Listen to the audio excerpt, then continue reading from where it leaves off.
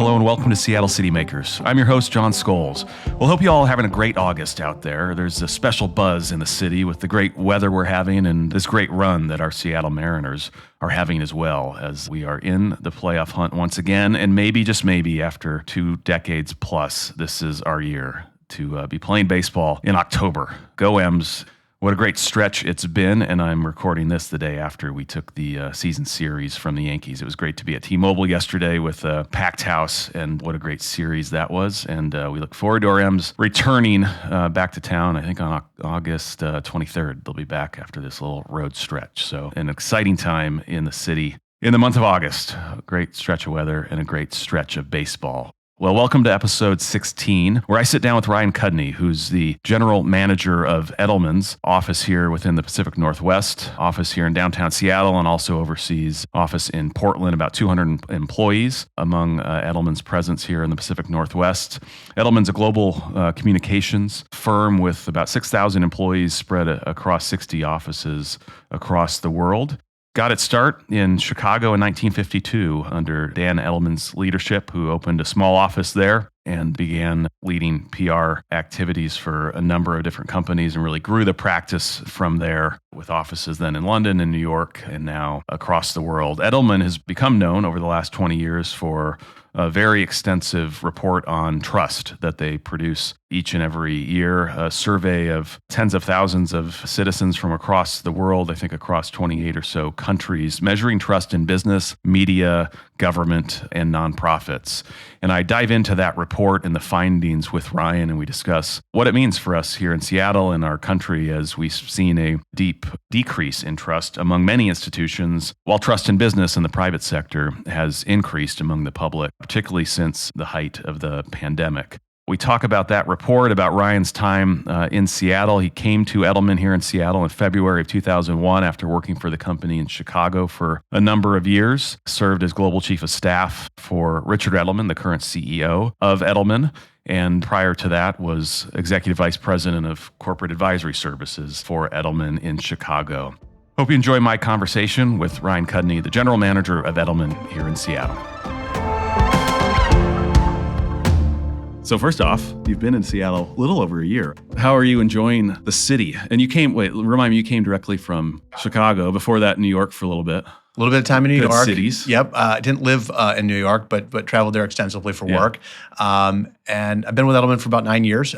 Most of those years were spent in Chicago. I spent about 25 years in Chicago, 8 of them with Edelman. And I love the Midwest. I grew up in Michigan. Spent all those years in Chicago, and it is a great place to live. It's a great place to raise a family. Such a good downtown. Yeah, but I was coming out here often 2 or 3 times a month for a particular client, and it was a great client, and I fell in love with the area. And the last trip I took before the pandemic lockdown, so late February, I said to my wife, I said, yeah, you really got to come out and meet me on one of these trips, and we can go up and we'll do some hiking or we'll do some skiing. And she did. She came out on a Thursday and she met me, and we had this wonderful weekend, and we're coming back to SeaTac, and she said, I could really live here. I could live here. I thought, ding, ding, me ding. too, right? A year later, Edelman said, would you ever consider going out to Seattle and leading our teams in Seattle and Portland? And it didn't take very long. Interesting, my wife had this great perspective. She said, we got to live life on the frontier. And she didn't mean literally the frontier, but she said, don't get comfortable. Like, we've been in Chicago. She grew up in Chicago. And so I think she gave me the nudge, the confidence that we can do this as a family. And so we came out. And my middle daughter was the hardest. She said, Dad, I'm a 2 out of 10. This is all for you.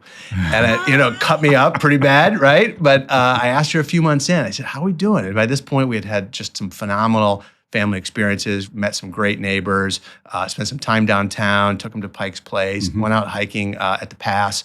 And I said, how you feeling now? She Gave said, the hard sell. I'm a 9 out of 10. And so she was my hardest critic, and she went from a 2 out of 10 to a 9 out of 10. It's honestly been a phenomenal year. It's really been a great year. We've got a phenomenal team here at Edelman in Seattle and in Portland. I spend about not half and half, but get down to Portland quite a bit. And then, the family's done incredibly well as well. So now it's been great. Thanks for asking. That's all great to hear. That's a great story. And we still think of ourselves as on the frontier. So you made a frontier decision, and we're still kind of on the frontier here. It is, it's the idea of living life that way, right? It isn't that Seattle is, but it's that idea that don't get comfortable. Be willing to get out of your comfort zone and go explore. And wow, what a great place to explore. We've haven't looked back at all. What have you been enjoying doing? As a family, we've gotten into everything from the hiking. My garage looks like an REI now. I've purchased 5 mountain bikes since getting out here. Yeah, and legit. I'm trying to keep up. I love the pace. People work hard and they play hard. And everyone we've met, from neighbors to my coworkers, there's this neat balance. And it reminds me a lot of the Midwest. The Midwest, where I grew up, had a lot of that same balance. But people, they have a passion, many for the outdoors, many for the arts and culture. And that's one of the beautiful things about living here is we can quickly access some of the best restaurants in the country, and then at the same time, within an hour, be in some of the best hikes in the country. And that variety is the spice of life. Yeah, you said it, balance. We do it well here. Oh, it's phenomenal. Yeah, and you're a great promoter of the city, just being here a year and a half. You need to get out on the circuit for visit Seattle and everybody else. Put it this way. Tell a story. I was back in Chicago recently and saw a brother, and he said, he listened to me, kind of raving about the experience. He said, I think you regret not moving out there sooner. And I said, there's some truth to that.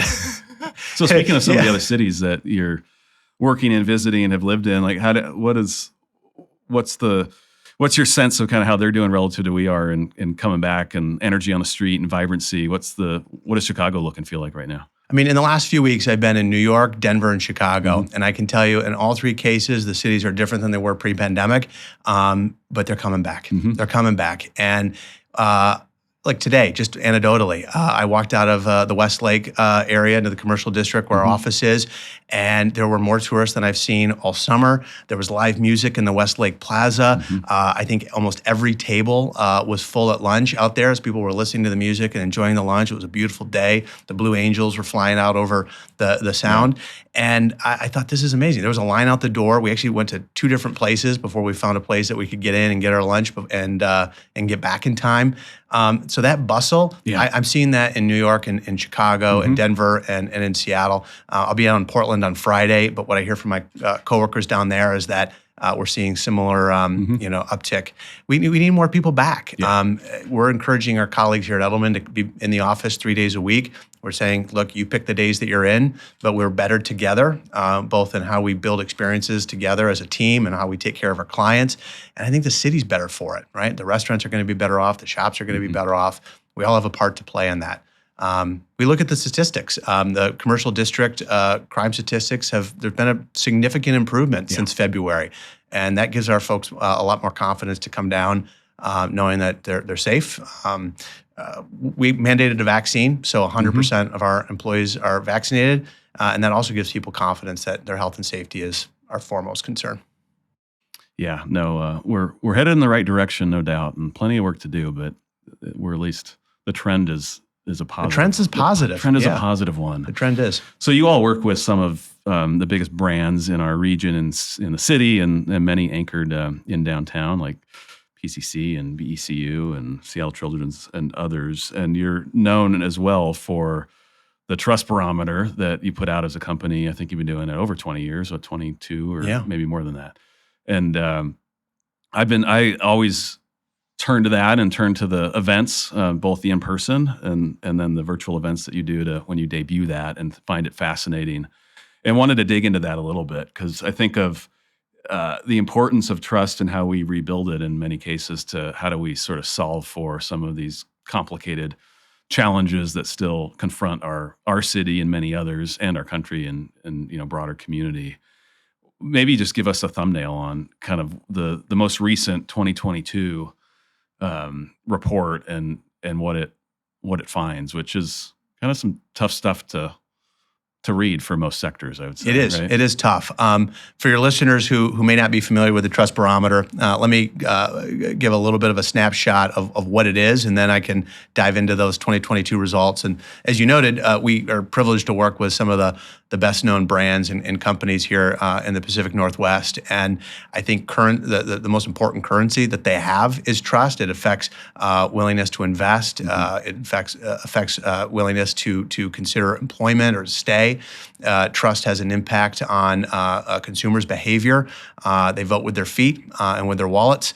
So trust is a really, really important currency. Richard Edelman, our CEO, about 22 years ago, there was something that many in Seattle are familiar with, the battle in Seattle. And it was over globalization, the World Trade Organization. And it was a moment in time where, not for the first time, but certainly in a way that many of us hadn't seen before, you saw sort of the fabrics of our institutions start to pull at the seams, from government to NGOs to business and media. And Richard had the foresight to say, you know what? Trust is fracturing, and we should measure it. We should go out there and look at what trust looks like in these four institutions, again, government, business, media, and NGOs. And we should share that insight with our clients. That was 22 years ago. And since then, we've done a study every year. The studies have expanded. I think last year we did 11 studies, a lot of those being snapshots, where we looked at trust among employers, or we looked at trust related to COVID, or we looked at trust related to systemic racism and the role business has to play there. So there was a lot of different ways that we could cut the cake. But the main thrust is this. When you look at trust in 2022, what you find is that trust in government and media has cratered, and that trust in business and NGOs is rising. And now let me dive into that a little bit deeper. When I speak about trust in government and media, I'm certainly not speaking about our local government or our local media. I'm speaking about it in a much more general sense. The Trust Barometer surveys people in 28 countries. There's I think close to 30,000 respondents globally that respond to this. So this is very much a global survey, and we do different cuts. But again, when I speak about these institutions, just for clarity, I'm speaking in a more of a global sense. Government, if you go back to May of 2020, was viewed as the most competent institution. Why? Because people were looking at government, and let me clarify, by competent I mean trusted. Government was the most trusted institution in May of 2020 because people were looking at it for a collective solution. Yeah, public health response. Public health response. Government, almost go back to World War II, right? Like government had to come together and work together in a collective way to deal with a threat that affected all of us. And for fast forward 2 years, and there's a lot of people that aren't happy with the result. And so what we've seen is that trust that government had in 2020 has largely been mortgaged, and it has moved from government to business. And more people are looking to business to fill that gap. Media, this is a sad story, right? We need a strong fourth estate. We need a strong media to play a role in holding elected officials accountable and reporting on business. And what we're finding is that by a 2-to-1 margin, more people view media as pursuing clicks for commercial gain than telling the truth, and that's a huge problem for our society. So then the last group is NGOs, and NGOs are often viewed as being highly ethical, but not viewed as being as competent, able to get it done. So the opportunity here is for business and NGOs and government to work together to solve some of these big challenges. I mean, we have huge challenges, as you mentioned, public health, solving automation, and how do we do worker reskilling and retraining, systemic racism. These are big challenges, and there's many companies here in the Pacific Northwest, Microsoft, Starbucks, others, who are leaning into these challenges. We've seen announcements related to houselessness and the investment that they're making and helping to solve that problem. They're not going it alone. I think that's the key, is that business can't lean in and do this by itself. It has to partner with NGOs, and it has to partner with government, I think, to make progress. So that's kind of the state of trust in 2022. I'll pause there, but I think it's not a positive message. It doesn't make you feel good. Yeah, the number one finding here in the really handy-dandy sort of summary document that you all have is distrust is now society's default emotion, which I think captures it really well. And it's been this shift in trust to the private sector, as you noted, which comes with these expectations, right, that consumers or employees have of business. And do you think that changes? Do you think we ever go back to how it was, where companies were supposed to hire people and make things and provide services and sort of stay in that lane, create jobs and employ people and pay your taxes. And now there's a much greater expectation of leaning in and getting involved and speaking out on these issues that affect our city and our country. And do we go back to how it was, or is this a place that we're going to be in this expectation that folks are going to have? I think we have permanently moved to a stakeholder capitalism world where business cannot just be speaking to shareholders, but it has to think about all stakeholders, starting from the inside out, their employees. Employee is the most important audience today. We see that in the tight labor market and wage inflation, et cetera. So no, I don't think we can go back. And in fact, it's accelerating. Richard Edelman wrote a post recently where he said we went from it being business and society to society and business. CEOs are grappling with issues that they never thought they would have to speak out on. The SCOTUS ruling on Roe v. Wade. Many of our clients were recognizing that this was a moment that they had to lean in, and they were thinking about, okay, where's the on-ramp? How do I enter this conversation? It's obviously political. There's views. Every one of these companies is a microcosm of America, so there's a plethora of views within the company. How do they enter the conversation? Many of them chose to the on-ramp of employee-sponsored health insurance and how they could speak to the benefits that were being provided no matter where you lived. So business and CEOs in particular are finding that they have to lean in. They don't have a choice. The employees are looking to them and expecting them, and often customers as well, and increasingly investors, to have a point of view in shaping these conversations.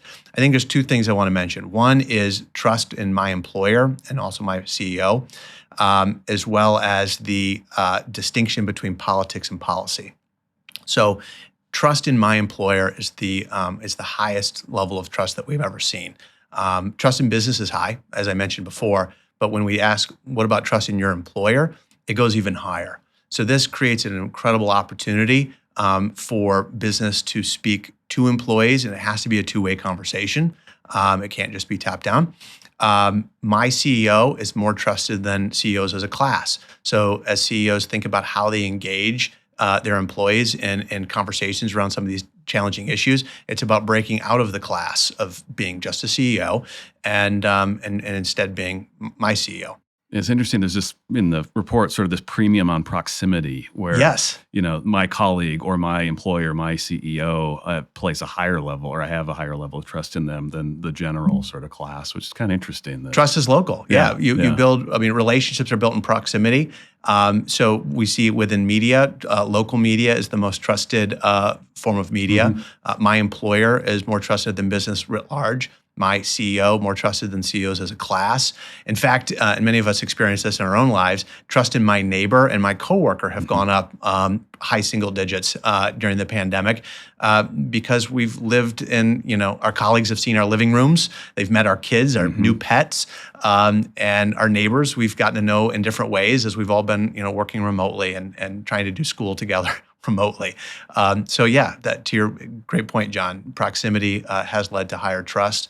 And so that's a great opportunity. And the point I wanted to make on politics versus policy is that there's a difference, right? CEOs and business are called to engage in the conversation around policy that affects their workforces. So public health, for example, right? It's not enough just to provide employee-sponsored insurance. You also want to think about the community that your employees reside in, and the health of your business is only going to be as strong as the health of the community that you're in.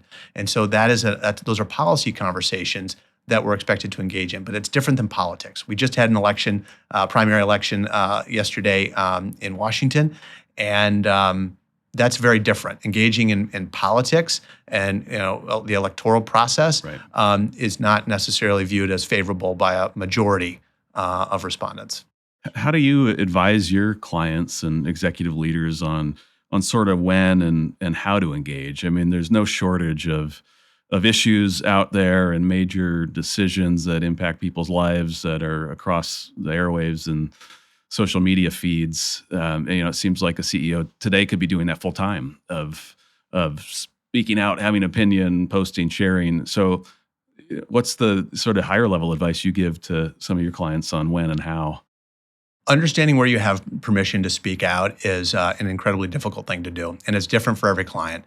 Usually the way we approach those conversations is first and foremost your mission and values, right? Who do you stand? What do you stand for as a company? And if you don't have well-articulated mission and values that are understood, what it means for me as an individual employee to live it out, that's a good place to start, right? We got to get those down on paper, and they've got to be more than just something on a wall.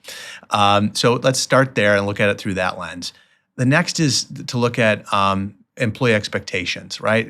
Employees have a sense of when you should speak out, and if you have listening channels set up with your employees, you're going to hear from those employees who are expecting you to speak up and speak out. And maybe that's just speaking internally, and then letting the rest of the world know about the family conversation that you're having. The next is, I think, industry expectations, right? So depending on the issue, there may be a greater expectation for you within your industry to lean in and to help support. I think you have to look at the performance of the company. There's a phrase that, purpose is no exception for performance. And so if your company is struggling to meet, its basic ability and be a dependable company, to be out there talking about integrity and purpose can fall flat and can result in some blowback. And even among employees who are like, hey, we got to fix the business first, right? About my paycheck, right? My job, right? So purpose is not a substitute for performance. So you got to look at that. I think then maybe industry beyond industry expectations, you want to look at the CEO and their persona. What's unique to their story? What do they care about? What do they want to speak out on? And that has to be factored in. So I think there's a number of different gates and lenses that you can look at it through. But you first and foremost have to start with those mission and values and make sure it's authentic, radically authentic to what the business stands for. There's a lot of greenwashing. There's a lot of purpose washing that's out there. And frankly, audiences are too smart today. They see right through it. They see right through it. Well, I think that's a great framework for any executive leader to kind of think through what you just offered. I mean, that's I think, very thoughtful way to approach it and come to some conclusions about when it makes sense and how you proceed and use your voice and platform. Yeah. How do we? The $60,000 or $1 million, whatever it is, question is how do we rebuild trust in some of these institutions that where it's faltered? I mean, what's the path you see out of this? First, it's collaboration, right? As we talked about, the institutions can't go it alone. Business has to lead at this stage that we're in. It's on the XY axis of ethics versus competence. It's in the upper right quadrant along with the NGOs. And so that partnership is incredibly important. So if you're a company that's thinking forward to COP27 and you want to show progress on your sustainability initiatives, what NGOs are you partnering with to validate your scope 1, 2, and 3 emissions? And how are you going to talk about that progress? Not your promises, but your progress at COP27. These are ways to build trust. It's action-led communications. I was with someone the other day who I was sort of introducing myself, and when they asked what I did, and they said, "Oh, you're in spin. You're in spin." And I get it, right? That's how some people view marketing and communications and public relations. I understand that, and there's reasons why people would view it as spin. But I think the best communications and what's kept me in this business for so long is when clients lead through action. And so many clients have put their deeds out there first and let the deeds speak louder than the words, and that builds trust, right? And then, of course, what mortgages trust is that when you set that high expectation, and then there's a delta between the expectation and the performance, that mortgages trust. And so, in those moments, how do you lead, right? How do you lead in crisis? And with our clients, we talk a lot about how do you show competency, how do you show transparency. And then how do you show guardianship? People before profits. And those clients that can demonstrate competency and transparency and guardianship fast often have a quicker pivot from crisis to recovery. So whether you're in a promote phase of your business or you're in a crisis phase of your business, there's opportunities to build trust. And then, again, I think the most important thing, don't go it alone. Reach out to others and work in partnership with government and NGOs in particular. It seems spin nowadays is a lot harder to pull off with so many more eyeballs and channels and information and sort of watchers, right? And it seems like the consumer and the employee is much more sophisticated in their ability to sniff it out. Yeah. Don't tell me, show me, right? Yeah. Show me. It's about what we do, not just what we say. Right. So speaking of leadership, how did your individual leadership have to flex and adjust and change through this pandemic and leading, an organization and a team, but also, advising your clients and, crisis communications and other, the other things that you all do. How did your individual leadership have to flex? Have to flex. I moved out here in 2021. Not at the height of the pandemic, but certainly in the midst of it. We were 100% remote at the time. Many of our clients were remote, and it was hard to get to know people. I think just like trust is built locally and in proximity, relationships are built in proximity, and I was desperate to build relationships with new colleagues in the market, as well as with our clients. And so I got out there. I met some folks. I have this memory of one of the first colleagues that I met. He said, "I'm not coming into the office, but I'll meet you in Queen Anne and we can take a walk with the dogs outside." And I knocked on his door and he handed me a cup of coffee and a leash. And I walked one dog and he walked the other. And we had a wonderful conversation. But that was my first introduction, right? Yeah. We weren't going to go in the office and we weren't going to be inside. So there's one example of flexing. I think it's empathy more than anything, right? It's listening to where people are at. And some people are immunocompromised, and even with 100% vaccination in the office, they're not comfortable coming in. Okay, that's all right. That's all right. We can make that work. We'll figure out a way to make that work. Others are just gung-ho to come in and be around their colleagues and be around their clients, and that's great too. Like we can work with that. So that empathy of recognizing that each person has a unique experience as it relates to COVID and how it relates to return to the office. That's been important. I think, we're in a business where we try to measure everything. I think a lot of business leaders are also in that situation. And I think the numbers don't tell the whole story. And so trying to get out of the spreadsheet, in our business, we measure our time. We look at our hours and we break it down into quarter hours. And you got to get out of those numbers sometimes. And you got to look at how am I just frankly taking care of my people and taking care of my clients and making sure that they feel that we're present in their lives and kind of going through life with them. So that's a little bit of how I've had to flex my style, but I'll kind of maybe toss it back to you. And you're the CEO of an important organization, one that has been really helpful to me as I've gotten to know Seattle and what's important to the business community. So thank you first for helping me get up to speed. How have you led your organization and the broader city through this? Yeah, I've had a similar answer through this. I don't know if I've lived it out as well as I maybe aspired to, but yeah, the requirement to lead with more empathy through all of this has been, I think, critical. It's like we're all going through this shared, awful, human experience that's not been easy on anybody, certainly harder on some than others. And you don't know everybody's story or how it's affected them, economically, health-wise, otherwise. And we've had to all get sort of more personal and personable in understanding. Just it's not just someone who works for you. It's the whole person there that you have to sort of seek to understand. And I think that's largely been great for a lot of companies and organizations. I hope it's something that stays with us. Me too. And is not we don't go back to the old ways. I think really seeking to understand, the whole self. And not everybody shows up that way or wants to show up that way, but as leaders, I think being in an orientation where you're at least curious and aware and cognizant of what else is going on with them, what else is, beyond the worker, John, right? And that's, I think, been a good thing. And a lot of pressure, I think, as leaders through these crises to have all the answers and go try to fix everything or say what's going to happen 2 weeks or 3 days from now, but just, like you said, being present and also trying to hold out some amount of optimism and vision for what is ahead. Even if you don't have all the answers, sometimes you had to fake it, right? Just a lot of eyes. Fake it till you make it. A lot of eyes on you of, oh goodness, like how bad is it going to be? And how do you paint a picture that has some amount of reality and pragmatism, but also some optimism? I think that's absolutely right. I think there's something we can all take away from that.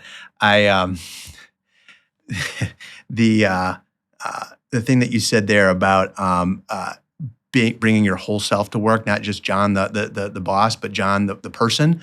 I really empathize with that. I don't know, maybe you've done the same thing where at 5 o'clock you put a meet, it's a meeting on the calendar, but it's because you've got to get to the next, to the family thing, right? Maybe a pickup or whatever. And, everybody knew I was just getting home to pick up a kid or get to the school for a play or a sporting event, but we called it a meeting, right? It was on I got a meeting. And now it's like, no, I'm going to be at my kid's sporting event, Right. or I'm going to go to the school to catch the play, or I need to be home and present because my kids are home this summer. Like, I think I like the fact that now we acknowledge the fact that we're three-dimensional. We're three-dimensional human beings, and there's these other lives, and the work will happen around that. It's not work-life balance anymore. It's work-life integration. Yeah, I like that. Yeah, so I empathize and appreciate what you said there about being able to bring your full self to work.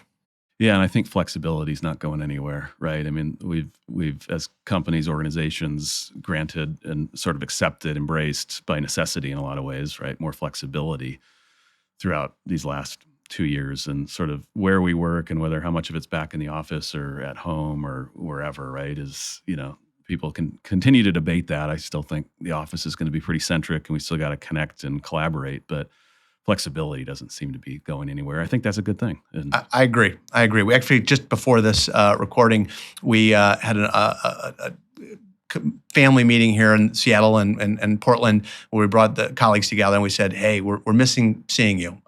We want to see more of you in the office, and you choose the days, but we want to see you in the office. And for the reasons that you stated, it's about collaboration. It's a better experience for onboarding, for new employees. This is how we learn. We learn by watching each other, observing how we talk about the work and how we solve problems and how we engage with our clients. Many of our clients are coming back, and if we want to see our downtown flourish, we need more people to be coming downtown. So I want to be a part of that, and I think many of the folks that I work with here at Edelman do as well. So I'm actually looking forward to, as much as I love the summer and love August, we're going to make a push after Labor Day to see more and more of our folks back in the office to accomplish both. The future is hybrid, right? We'll never go back to the way it was, but we're not going to be fully remote.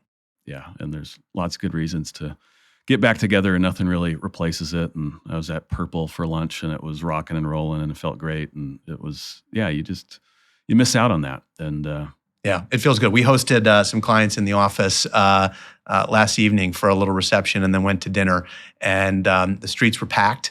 And it was just, it was so much fun. It feels, I'm not going to say a new normal, but it felt a little normal, right? It felt like it should.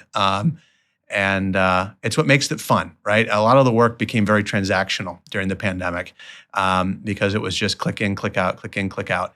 And to get back face to face, we're a 3D species, and we build relationships and proximity to one another. It's just a lot more fun to do it together.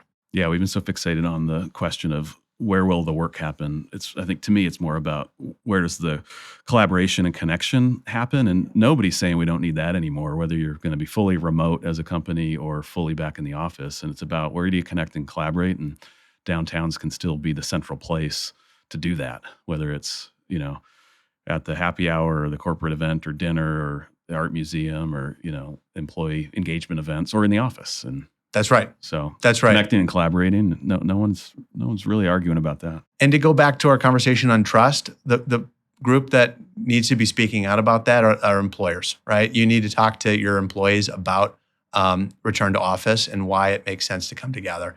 I know as an NGO, Downtown Seattle Association is doing a lot of that heavy lifting, and we thank you. We're using a lot of the materials that you're putting out there in our own push, but business needs to speak out. We can't just let inertia happen.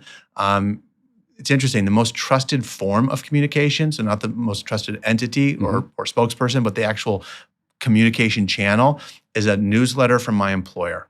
That's a great responsibility and a huge privilege. That communication from an employer to an employee is the most trusted form of communication in the world today. So I guess my encouragement would be partner with DSA and use some of the materials that you've put out there, but then send something to your employees to say, here's what we're going to be doing this fall in the office, and we look forward to seeing you there. That's a great nugget of information and a good plug. So thank you for that. So Ryan, we conclude our podcast with the question of what's your perfect Saturday in Seattle. You opened by talking a little bit about how you're enjoying the city, but do you have a perfect itinerary yet for your Saturday? It's okay if you don't. And I do. You're dabbling in lots of things, you're absorbing, but what is it then? What's the It's outdoors. Yeah. I have 3 kids, and they love to spend time outdoors, as does my spouse. So my perfect Saturday is the 5 of us are hiking in the summer. Last Saturday we did Bridal, or 2 Saturdays ago we did Bridal Veil Falls, and it was absolutely stunning and beautiful. And we just had a blast. And before that we did some mountain biking together the previous Saturday. So that is my favorite Saturday, and we did a lot of skiing. We just love the skiing. I was introduced to hill? we went Snoqualmie. Yeah. It was proximity, Yep. to use a familiar phrase we've been talking about. I'm a it was close. tall guy, so But I I know did- what that's about. Yeah, I did. I skied them all. We did Stevens, I did Crystal, I did Baker, but we spent most time up at the pass at Snoqualmie. Skied more than we'd ever skied before, but had a blast. I was introduced to Cascade Concrete. But I tell you, what a year we had. I mean, I moved out. I'll finish with a quick story. So I moved out last July, and it was the hottest, summer on record. It was the heat dome. And then I got to November, and it was the wettest November in history. And December came, and as a Midwest kid that was used to maybe 100 inches of snow, to see the amount of snow that we got in December, it was the snowiest December on record. And then we fast forward to the spring, and it was like, wow, it's the coldest spring. I was like, I experienced the 4 horsemen of the climate change apocalypse in the Pacific Northwest, right? But I tell you, as a newcomer, I loved it. I absolutely loved it. And I recognize, it is cause for alarm. So I'm not dismissing that. But there were so many things that we could do despite the weather. And of course, I recognize the privilege of that. We still had a blast. And I said that to somebody. I said, "Does this make me, having now experienced these 4 events, does this make me a true Seattleite?" Yeah, you get a and they said, "Did you complain about it?" And I said, "No. As I said, I really had a good time regardless." And they said, "No, you're not a true Seattleite then until you're complaining about the weather." I said, "Okay, that's fair. I get it." Yeah, we have a very narrow range where we're satisfied. It's it's like we complain about the cold spring, and then we complain about it's 91 and it's too hot. Well, I can tell you this: your listeners, many of them are probably wondering, did he pull out an umbrella? I did not. I got another rain jacket. Very good. Yeah, rain jacket and awnings. That's all you need. All you need. That's all you need. So by that measure, I'm a local. Yeah. Well, wonderful. We love that you're loving and enjoying the city so much, and that your family is as well, and the rating your daughter gave is great. So congratulations on moving in the right direction. Yeah. So thanks for joining us and for what you're doing to advise, great brands and companies and leaders in our community and others, and for the work you're doing as well as a company to help us understand trust and where it's at and where we need to make improvements. I think it's a critical currency to city making, city building, solving some of these, complex challenges that are really no one entities to own and fix, but we all got some obligations. So we do. Thanks for having me on, John. Really appreciate it. Thanks for all the work that you and all your colleagues at DSA do. You've made being a part of the city so much better. Thanks, Ryan. Thanks. Well, hope you enjoyed my conversation with Ryan, and you can dig into Edelman's full report on trust at edelman.com.